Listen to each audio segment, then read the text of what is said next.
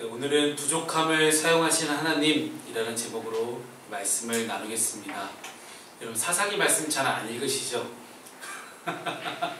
보통 성경 읽을 때 사사기 많이 읽는 사람 별로 제가 못 본 것 같습니다. 우리가 지금 사사기 말씀 묵상하면서 정말 많은 사사들의 이름이 나오는데 뭐 생각 안 나는 사사들이 참 많습니다. 그래도 의미 있는 사사들의 이름도 많이 있고 굉장히 우리에게 깊숙이 다가오는 그런 사사들도 많은데 저는 개인적으로 이 사사 에훗이라는 사람이 참 우리에게 주는 교훈이 참 큰 것 같습니다. 세상에 잘난 것 하나 없는 그런 사람이었거든요. 근데 그렇게 잘난 것 하나도 없는, 부족하기 이를 데가 없는 그런 에훗을 하나님이 어떻게 사용하시는지 오늘 본문의 말씀을 통해 나오게 됩니다. 예수님의 제자들을 보게 되면 이 12제자의 하나하나를 다 뜯어보면 잘난 것이 하나도 없는 사람들입니다. 근데 그런 제자들 예수님 딱 12명만, 제자들을 만약 100명, 1000명 이렇게 거두어 들으셨으면, 그래도 만약에 이 중에 1000명을 제자를 거뒀으면 100명은 잘못되더라도 900명이 살아남아서 열심히 사역을 할 거잖아요. 근데 예수님은 그런 게 아니에요. 규모의 경제 혹은 많은 숫자의 제자들을 불러 모아서 일을 진행하신 것이 아니라 딱 12명만, 소수의 사람들을 선택하셔서 그들을 철저하게 훈련시키는 방법을 선택하십니다. 만약 12제자가 실패할 경우에 제2군이나 아니면 상비군이나 아니면 차선책이 전혀 없었어요. 그냥 어떻게든 최선을 다해서 이 12명에게 이 온 세상에 복음을 전하는 이 귀중한 사명을 다 맡겨놓고 얘네가 어떻게든 하게끔 놔두신 거예요. 교회를 세우고 복음을 전하는 이 어려운 숙제를 이렇게 약점이 많은, 이렇게 정말 허물이 많은 이 제자들이 할 수 있을까요? 더욱이 이 12명의 제자 가운데 가룟 유다는 나중에 스승을 배신하는 그런 극악무도한 자입니다. 그런데 이런 12명에게 우리 하나님께서 이 귀한 복음 전도를 맡기신다니 참 예수님의 모험심은 대단하신 것 같습니다. 그러나 정말 중요한 사실은요, 우리가 하나님의 도구인 것처럼 이 12명의 제자들도 자신의 잘남, 자신의 장점을 이용해서 주님의 복음을 전하는 그런 사람들이 아니었다는 겁니다. 이들은 결국 주님의 도구에 불과했습니다. 하나님은 정말 약하지만 정말 그런 평범한 도구를 사용하셔서 하나님의 일들을 이뤄내신 것을 정말로 기뻐하십니다. 그래야 그 사람의 잘난 것이 드러나지 않고 오직 하나님의 영광, 하나님의 위대하심만 드러나기 때문입니다. 그래서 우리가 읽고 있는 이 성경 말씀 안에는 평범하거나 아니면 그 평범 이하의 많은 약함을 가지고 위대하게 일하시는 하나님을 만날 수 있습니다. 만약에 모세처럼 세계 최강대국 이집트의 왕자로 살아왔던 사람이다. 그러면 그 모든 잘난 것들을 다 무너뜨리십니다. 무너뜨려서 그 사람을 부르시고 사용하시는 분이 바로 우리 하나님이시라는 겁니다. 그러면 우리가 제일 먼저 해야 될 게 무엇입니까? 하나님 앞에서 힘을 빼는 겁니다. 하나님 앞에서 나 잘났네, 너 잘났네 하면서 살아가는 게 아니라 교회가 되든지 세상이 되든지 가정이 되든지 직장이 되든지 어느 곳에서든지 내가 내 힘을 빼고 온전히 하나님만이 내 안에서 움직일 수 있도록 나를 주님께 내어드리는 작업이 중요하다는 것이죠. 바울은 이것을 두고 고린도전서 1장 말씀에서 이렇게 말씀합니다. 함께 우리 읽어볼까요? 시작! 그러나 하나님께서 세상의 미련한 것들을 택하사 지혜 있는 자들을 부끄럽게 하려 하시고 세상의 약한 것들을 택하사 강한 것들을 부끄럽게 하려 하시며 하나님께서 세상의 천한 것들과 멸시받는 것들과 없는 것들을 택하사 있는 것들을 폐하려 하시나니 이는 아무 육체도 하나님 앞에서 자랑하지 못하게 하려 하심이라. 아멘. 그럼 누구나 약점을 가지고 있습니다. 세상 사람들은 그 약점을 어떻게든 숨기려고 해요. 그리고 자신의 강점만을 가지고 세상에서 자신을 드러내고자 합니다. 그러나 하나님께서는 우리에게 강점을 허락하셨듯이 약점도 하나님이 주셨다는 사실을 우리는 잊지 말아야 합니다. 내가 가진 약점이 비록 나의 삶을 어렵게 만들고 피곤하게 만드는 요인이 될 수 있습니다.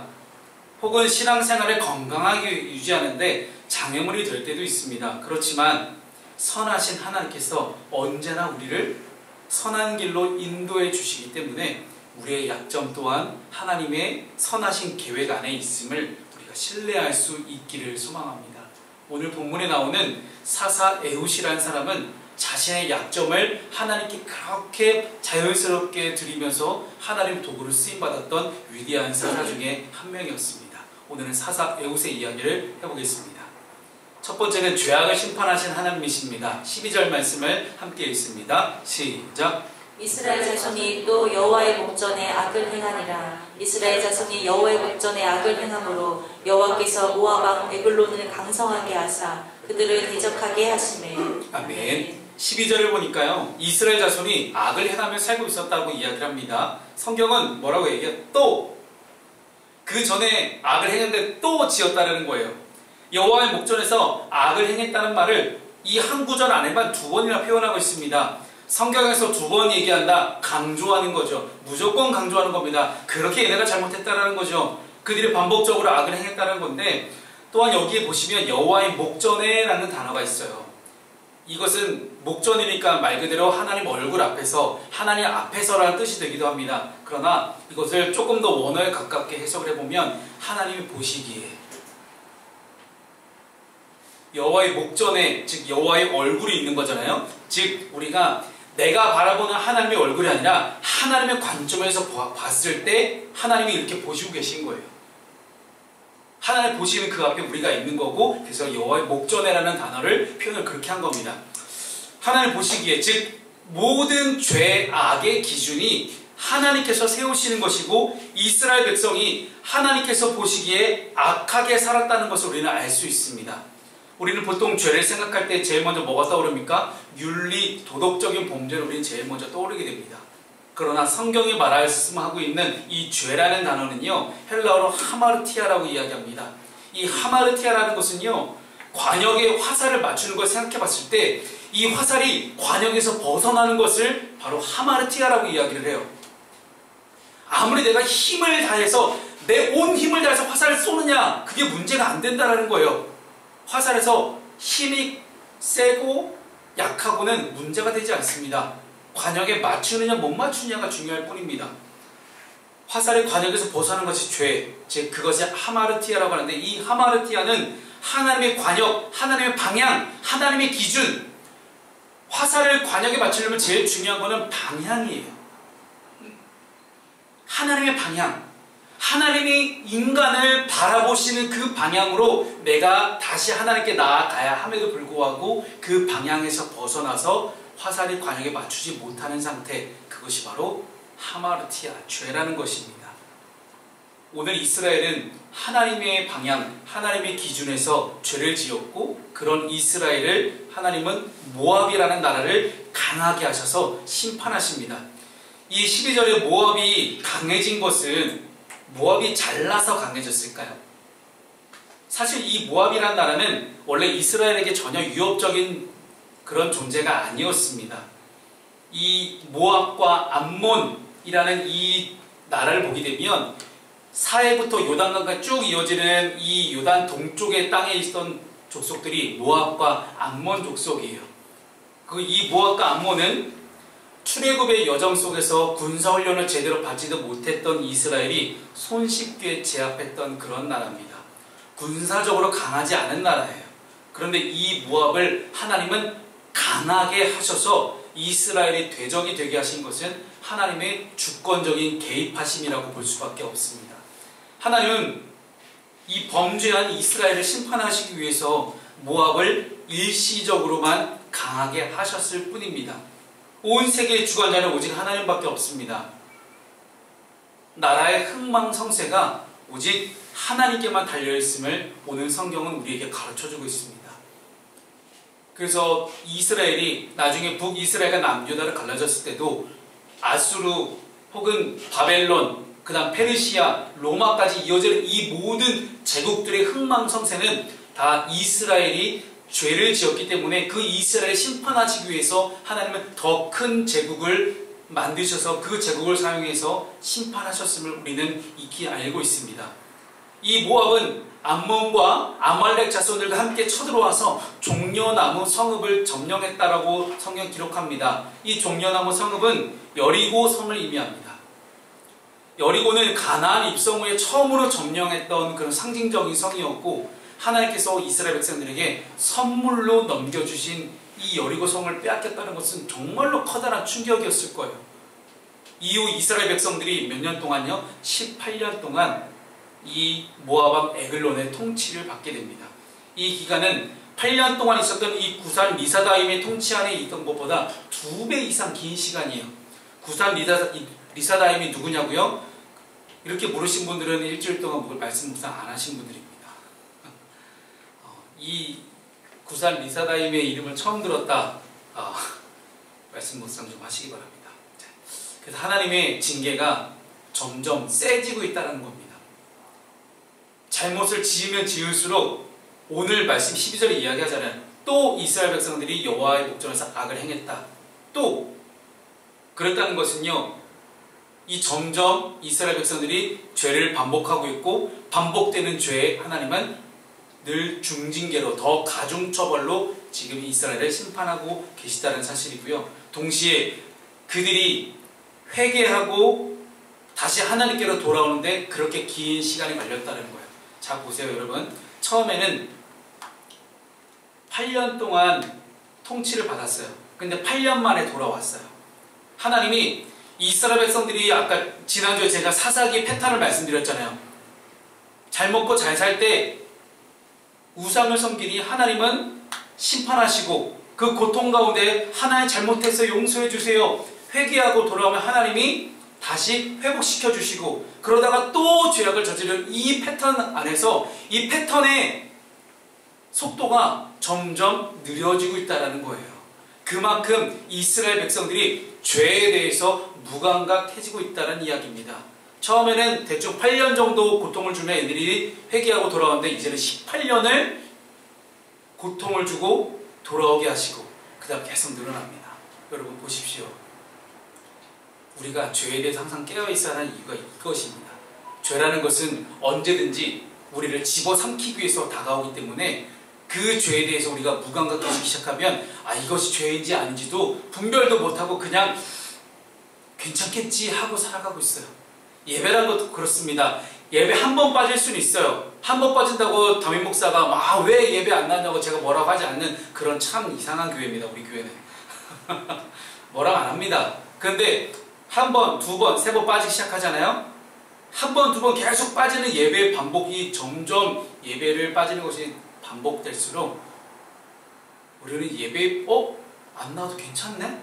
예배를 빠져도 내 삶에 별 이상이 없네? 라는 그런 생각을 하게 되는 겁니다. 처음에는 무서워요. 예배 한 번 빠지면 괜히 나 하나님한테 벌 받는 거 아니야? 이런 생각 할 수 있어요. 굉장히 기초적인 초기적인 신앙이죠. 초보자적인 신앙일 때 그럴 수 있어요. 근데 여러분 차라리 그때가 나은 것 같아요. 순수하게 그렇게 초보적인 신앙 갖고 있는 게 좋은 것 같아요. 아직 교회 좀 다녔다 생각하고 하나님 믿는다 생각하고 보면 한 두 번 정도, 한 네 번 정도 빠져도 주님들 언제나 함께 동행하시니까 그쵸. 주님은 항상 여러분과 함께 동행하십니다. 그런데 내가 동행을 안 해요. 아무리 주님과 동행해보려고 해도 주님이 느껴지지도 않고 나에게 늘 말씀하신 하나님이 전혀 만나질 수 없는 그런 인생을 살아가고 계시지 않습니까? 여러분 돌아오십시오. 매일매일 말씀과 함께 기도와 함께 주님과 함께 동행하다 보면 여러분 그것이 정말 전부구나, 주님만이 전부구나 하는 것을 깨닫게 됩니다.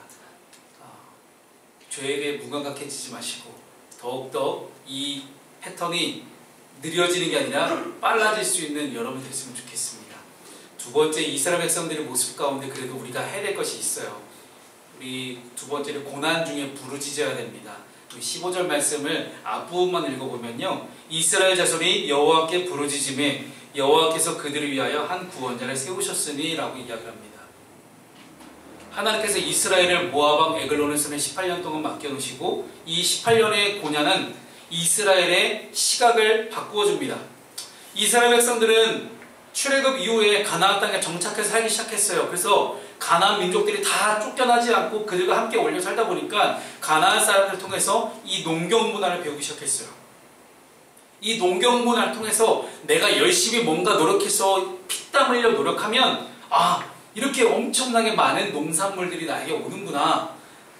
내 힘으로 내가 노력해서 얻어진 이 부산물들을 가지고 점점 눈이 더 악해집니다. 그래서 어떻게 하면 더 많은 농산물을 거두어들일 수 있을까에 대해서 고민하다 보니 가나안 민족이 섬기고 있는 저 바알과 아세라라는 신은 농경 문화에서 기인한 신이에요. 그래서 다산과 풍요의 신이라고 보통 이야기하는데 왜 다산과 풍요가 연결될까요? 농경 문화에서 제일 중요한 건 뭘까요? 자식을 많이 낳는 거예요. 그래서 남의 일꾼 고용에 쓰지 않고 내가 내 자식 많이 낳아서 그 자식들과 같이 농사짓게 하면 더 많은 농산물을, 부산물을 얻을 수 있게 되는 거죠. 다산과 풍요는요, 뗄래야 뗄 수 없는 관계였습니다. 그래서 늘 이 가나안 민족들은요, 바알과 아세라라는 이 두 다산과 풍요의 신을 함께 묶어서 섬겼던 거예요. 그래서 이스라엘 입장에서 봤을 때, 야, 쟤네가 진짜네. 바알과 아세라로 한번 섬겨보자. 그럼 우리도 농사 잘 짓고 우리 풍년을 거두면 그걸로 우리가 잘 먹고 잘 살 수 있는 거 아니요? 그래서 생겨난 것이 뭡니까? 더 많은 농산물들을 얻게 되면 많은 사람과 적은 사람이 생겨요. 부의 격차가 생기기 시작하죠. 창고를 더 크게 짓기 시작합니다. 창고에 나는 더 많은 곡식을 넣기 시작해요. 그러면 더 많은 곡식을 갖고 있는 내가 더 이 사람보다 높아질 수밖에 없는 계급 사회가 생기기 시작합니다. 하나님 나라와는 전혀 거리가 먼 사회죠. 그래서 이 자본주의 사회를 살아가는 우리에게도 주는 정말 중요한 교훈이 여기에 있습니다. 우리는 2023년에 대한민국의 바알과 아세라를 섬기지 말아야 합니다. 그러나 끊임없이 사탄은 우리에게 2023년의 대한민국의 새로운 바알과 아세라, 새롭게 우리가 뭔가를 계속해서 물질을 쌓아놓게 만들고 더 많은 물질을 가지고 우리는 영향력을 행사하고 싶어지는 그러한 유혹들이 우리에게 다가오고 있다는 이야기입니다. 그렇게 하나님을 떠나서 다른 것을 보기 시작하자, 현상에 집중하기 시작하자 본질은 시야에서 사라집니다. 하나님께서 모압 왕 에글론의 손을 빌려서 사랑의 매를 대시고요, 그 고난 속에 이스라엘 백성들이 뭐가 진짜 중요한지를 다시 한번 깨닫게 된 거예요. 고난 중에 그들은 하나님께 집중합니다. 하나님을 믿는 사람이나 안 믿는 사람이나 모두 공통적으로 인생의 고난이 찾아올 수 있습니다. 물론 오늘 본문처럼 하나님께 범죄해서 고난이 오는 경우도 있고요, 자기 스스로가 내린 선택의 결과로 고난이 올 수도 있다는 거예요. 그래서 모든 고난과 고통을 다 하나님이 주신 것이라고 여러분 해석하지 않았으면 좋겠습니다. 가령 예를 들어서 내가 많이 먹었어요. 그 배탈이 날 수도 있고요, 많이 먹고 계속 매일매일 많이 먹는데 운동을 하지 않아요. 그럼 몸이 아파질 수밖에 없죠, 당연히. 근데 그런 고난까지 모두 하나님이 주신 고난이라고 해석할 수는 없다라는 거예요. 중요한 것은 왜 고난이 나에게 찾아왔는지, 고난 자체에 대해서 내가 불평하기보다는 고난의 상황 가운데 내가 누구를 찾고 있는지가 중요합니다. 고난이 왜 나에게 찾아왔을까 불평하기 시작하면 한도 끝도 없어요. 왜? 이유를 알 수 없기 때문에 우리는 고난에도 불평할 수가 없습니다. 왜요? 계속 불평을 낳을 수밖에 없거든요. 그러나 감사하기 시작하세요. 고난의 상황 속에서 주님을 붙잡고, 주님이 본질이니 그 주님으로부터 이 고난을 해결받을 수 있다는 믿음을 가지고 주님을 붙잡아 보라는 거예요. 이것이 본질을 붙잡는 올바른 신앙의 모습입니다. 이 15절 말씀을 보면 이스라엘 백성들이 그토록 찾지 않았던 하나님의 이름을 부르기 시작합니다. 특별히 여기서 부르다라는 이 동사는요, 히브리어로 초대하라는 뜻과 똑같은 뜻이에요.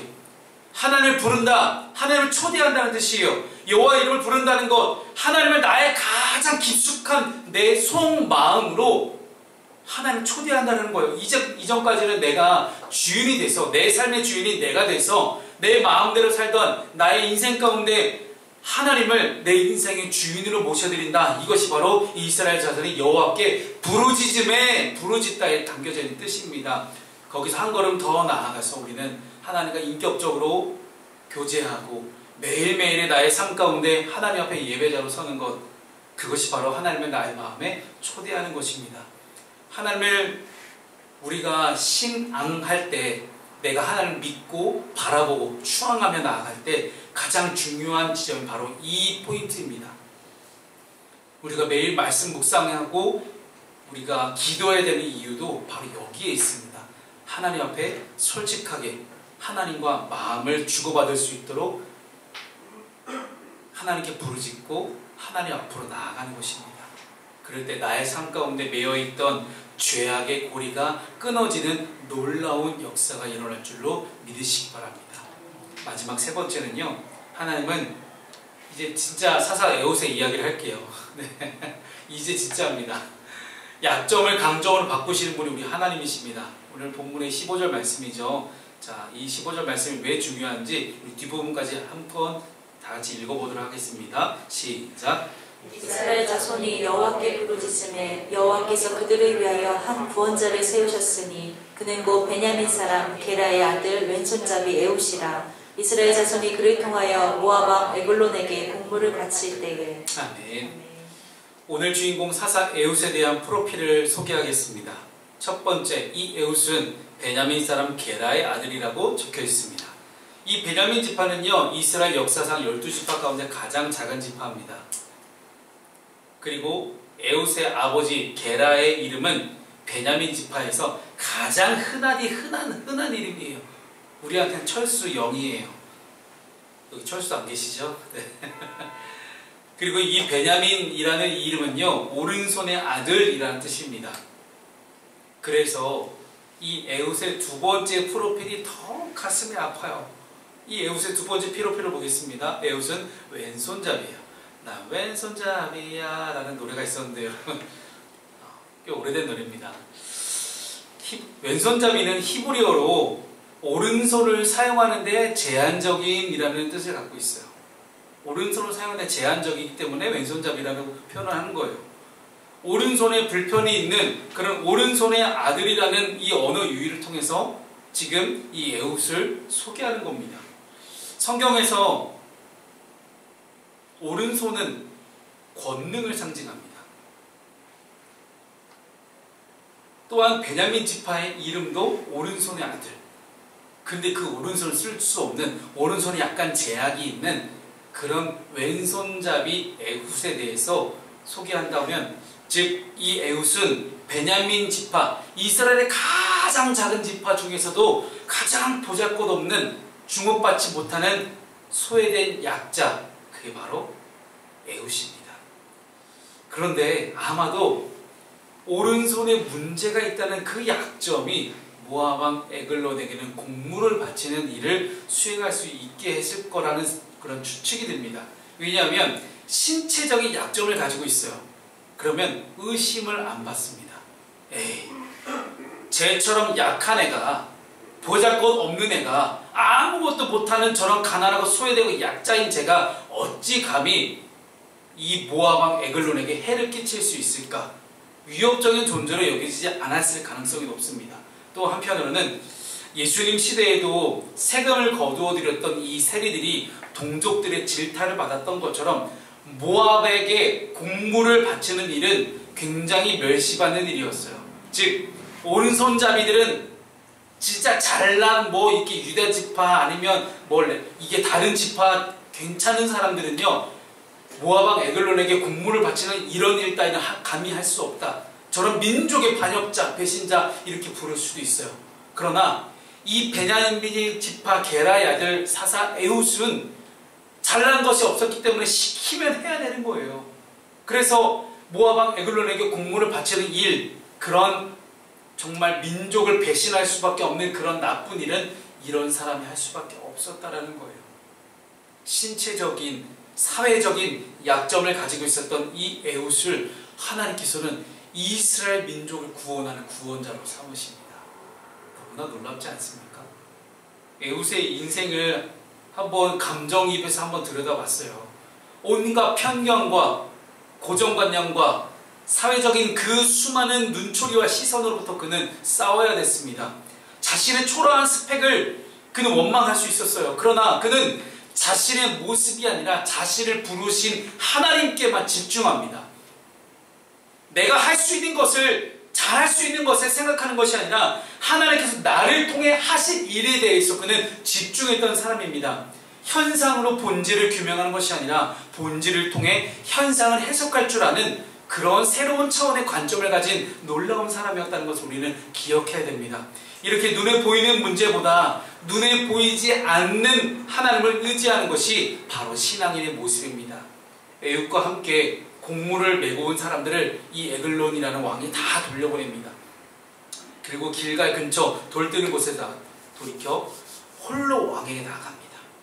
그리고 은밀한 일을 알겠다라고 이야기를 하죠. 이 돌뜨는 곳이 무슨 의미냐면요, 돌을 예쁘게 잘 가꿔가지고 쌓는 곳이에요. 무슨 얘기냐? 우상 숭배하는 제단을 쌓는 곳을 돌뜨는 곳이라고 이야기하는 거예요. 그렇기 때문에 왕은 이 에훗이 뭔가 신의 비밀스러운 계시를 나에게 전달해 주나 보다. 말씀드렸잖아요. 돌을 쌓고 제단을 쌓는 그런 곳이었다고. 우상을 숭배하는 장소에서 분명히 이 사람이 신적인 계시를 나한테 주겠구나. 아니면 여기서 일이라고 표현하는데 한 일, 즉 물건으로 해석할 수가 있어요. 그래서 왕은 앞서 받았던 곡물보다 이 에훗이 몰래 기존에 바치는 곡물이 10이었다면 그 10에 대한 곡물 외에 또 다른 곡물을 나한테 은밀하게 뇌물로 갖다 주는구나. 저 좀 잘 봐주십시오 라고 얘기하는구나 라고 생각하고 단독으로 둘이 만납니다. 17절의 말씀을 보게 되면 비둔해져 있던 이 에글론, 비둔하더라라고 얘기하잖아요. 정말로 살쪄 있었다는 거예요. 살이 피룩피룩 쪄가지고 나중에 이제 나오지만 이제 에훗이 칼로 찔렀을 때 그 살의 그 배가죽의 기름 때문에 칼이 안 빠질 정도로 정말로 살쪄 있었다는 거예요. 이 살찐 에글론은 잘 움직일 수가 없었을 거예요. 그래서 이 에글론에게 에훗은 하나님의 명령을 그대로 수행해 나갑니다. 자신의 약점 혹은 자신의 상황에 어려움을 굴하지 않고 하나님이 에훗에게 말씀하신 것을 그대로 하기 위해서 그는 나아갔던 것입니다. 그래서 밑에 말씀을 보다는요, 이렇게 나오죠. 에훗이 왼손을 뻗쳐 그의 오른쪽 허벅지 위에서 칼을 빼어 왕의 몸을 찌르매 라고 이야기합니다. 에훗의 손에 들린 칼, 오른쪽에 칼을 차는 무사가 있을까요? 거의 대부분 여러분 전쟁을 한번 생각해보세요. 군사를 생각해보면 거의 대부분 칼을 왼쪽에 차고 나를 따르라 이게 맞아요. 그런데 칼을 오른쪽에 차고 있어요. 근데 이 사람들은, 이 모압 사람들은 에훗이 왼손잡이인 걸 알까요? 몰라요. 그게 중요하지 않거든요. 에훗이 왼손잡이냐 아니냐 그들이 중요하지 않아요. 곡물을 바칠 수 있느냐 없느냐예요. 근데 칼을 오른쪽에 차고 왔는데 저런 미친놈, 쟤는 칼도 못 쓰는 그런 약자구나, 칼도 못 쓰는 연약한 애구나 라고 생각할 수밖에 없습니다. 다 에훗의 계략입니다. 하나님 주신 지혜죠. 그리고 그 칼로 에훗은 모압 에글론을 죽입니다. 이 왼손잡이는 에훗의 약점이 아니었어요. 모두를 속일 수 있는 굉장한 기만 전술이 될 수 있었다는 것입니다. 하나님의 비밀 병기가 바로 왼손잡이 에훗이었습니다. 하나님의 창의력, 하나님의 지혜는 에훗의 약점을 최고의 강점으로 바꾸십니다. 그 어느 누구도 할 수 없는 오른쪽에 칼을 차고 들어가서 비밀리에 모압왕을 죽일 수 있는 최고의 강점이 됐죠. 약점으로, 편견으로 얼룩져 있던 이 에훗의 인생을 하나님 별처럼 빛나게 하십니다. 하나님을 내 인생의 주인으로 모시고 믿음으로 살아갈 때 내 인생의 결핍은요, 더 이상 부족함, 결핍이 아니라 하나님의 놀라운 기적과 같은 일들의 하나의 도구, 하나의 재료가 될 것입니다. 말씀을 정리합니다. 성경에서 하나님께 사용하신 수많은 사람들은 다 모두 약점이 있었어요. 약점이 없는 사람은 하나님이 약점을 만들어 주셨어요. 하나님께서는 근데 그 약점을 가지고 하나님의 일들을 행하십니다. 나의 연약한 부분을 인정한다는 거 참 부끄러운 일이죠. 하지만 나의 연약한 부분을 인정하고 하나님의 뜻을 신뢰하며 우리가 나아갈 때 우리는 교만함을 벗고 겸손의 옷을 입을 수 있습니다. 우리 주님께서는 하나님과 동등된 분이었으나 동등됨을 취할 것으로 여기지 아니하시고 하찮은 인간의 몸을 입고 이 땅에 내려오셨습니다. 그런 낮아짐, 그런 약점, 하나님이 스스로 약점을 취하시는 선택을 통해서 인류를 구원하신 것처럼 우리 또한 하나님의 사명을 감당하기 위해서라면 스스로 우리가 약점을 취할 수 있기를 소망합니다.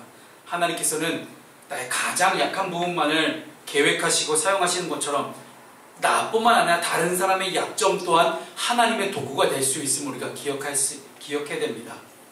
그래서 우리가 함께 이뤄가는 교회, 직장, 가정, 학교, 어느 곳이 되든지 우리와 함께하는 이들의 연약함 분명히 보입니다.